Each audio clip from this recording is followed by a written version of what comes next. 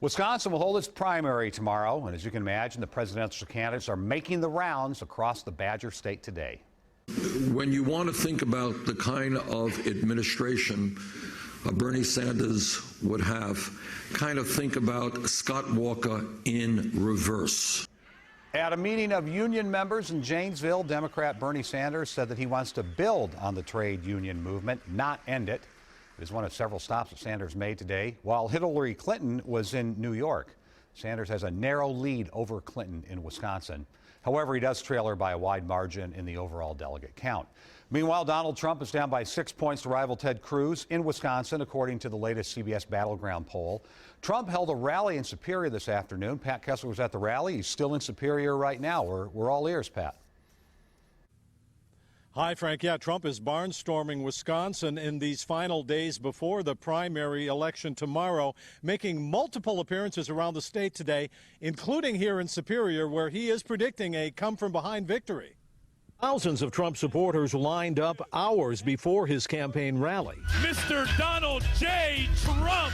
The Republican frontrunner giving them exactly what they came to hear. We're tired of being the dummies. We're tired of being the ones that are just ripped off all over the world. Everybody rips off our taxpayers. They rip off our people.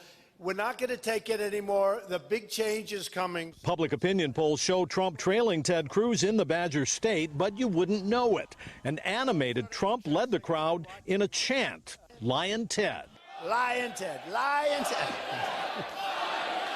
Trump supporters say they're not always comfortable with everything the candidate says, but they said they're glad someone is saying something. I like the fact that he has common sense instead of being politically correct about everything. Shoots from the hip and he calls a spade a spade. He's not a politician. He's not beholden to anybody.